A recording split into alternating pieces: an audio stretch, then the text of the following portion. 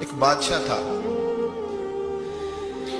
بادشاہ جو ہوتے تھے ان کے اپنے اپنے مزاج ہوتے تھے. اس بادشاہ نے 4 5 6 کتے رکھے ہوئے تھے اور کتے بڑے بڑے کتے تھے اور بڑے وہ خونخوار کتے تھے, چیر پھاڑ کھا جاتے تھے, شیر جتنے ان کے قد تھے.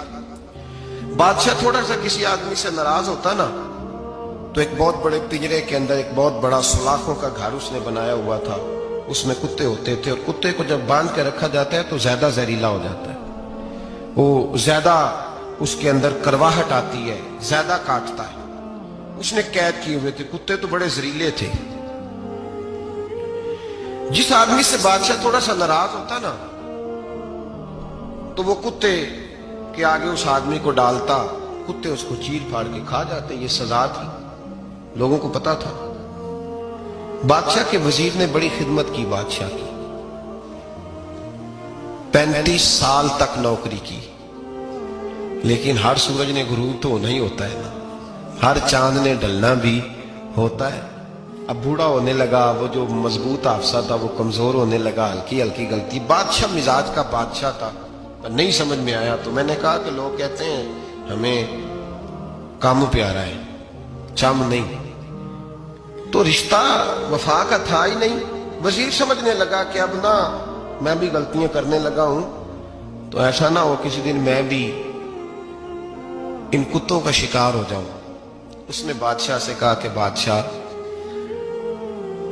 مجھے آہستہ آہستہ معذرت کرنے لگا, قدم ہٹانے لگا کہ مجھے چھٹی دے دی جائے, میں بوڑھا ہو گیا ہوں. لیکن اس نے کہا نہیں نہیں, جب تک میری طبیعت نہیں مانتی تم نہیں جا سکتے.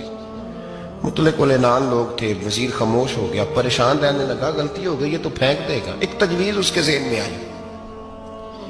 وہ جو پنجرے, کتوں کے پنجرے پر محافظ بیٹھا تھا نا, جو ان کو کھانا ڈالتا تھا, روٹی ڈالتا تھا, گوشت دیتا تھا, اس کو ایک دن کہنے لگا یار تیری ڈیوٹی ہے سارا دن کتوں کو کھانا دینے کی, گوشت دینے کی, تو 2 4 دن ڈیوٹی مجھے نہیں دیتا؟ تو لے لے, میں تو پہلے پریشان ہوں, سارا دن ان کی دیکھ بھال کرتا ہوں. اس نے کچھ تھوڑا سا گوشت لیا, پنجرے کے باہر کھڑے ہو کے کتوں کو ڈالا. اگلے دن تھوڑی روٹیاں لے آیا, کتوں کو ڈالی. 2 4 دن, ہفتہ, مہینہ, سال بھر, جتنا اس کو موقع ملا وہ دن بھر خدمت کرتا. بس وقت ایک دن آ گیا, بادشاہ کو کوئی بات اچھی نہ لگی. اس نے کہا اس بڈھے کو اٹھاؤ اور ڈالو کتوں کے پنجرے میں. ساری زندگی یہاں رہا, اسے ابھی تک نہیں پتا چلا میرے مزاج کا. جب اٹھا کے پنجرے میں ڈالا نا تو بجائے اس کے کہ کتے اسے کاٹ کھاتے, وہ اس کے پیر چومنے لگے. وہ پیر چومنے لگے, ہاتھ چومنے لگے, چاٹنے لگے. تو بادشاہ سامنے کھڑا تھا نظارہ دیکھنے کو کہ چیر پھاڑ کرتے تو خوش ہوا کرتا تھا, خونخوار درندے جیسی اس کی طبیعت ہو گئی. جب دیکھا پیار کر رہے ہیں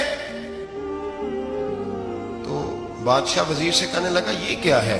تو وزیر رو پڑا, کہنے لگا تو سیاستدان تھا تو میں بھی سیاستدان تھا, ساری زندگی سیاست کی لیکن دنیا داروں کے ساتھ رہا, تو انجام یہ ہوا کہ مجھے اس پنجرے میں ڈال دیا گیا.